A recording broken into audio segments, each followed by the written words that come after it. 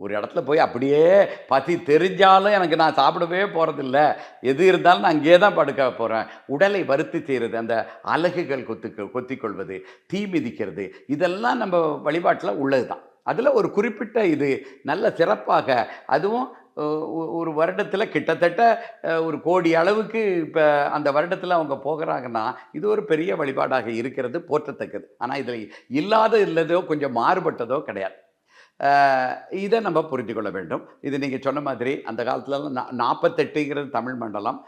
கேரளத்திலயும் சில இதுவும் 40ன்னு வச்சிருக்கிறாங்க.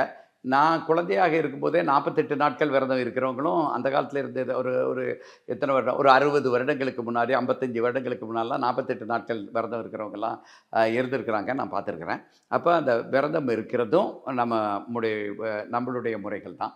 Naga double roasted rava and Naga கடலை மாவு.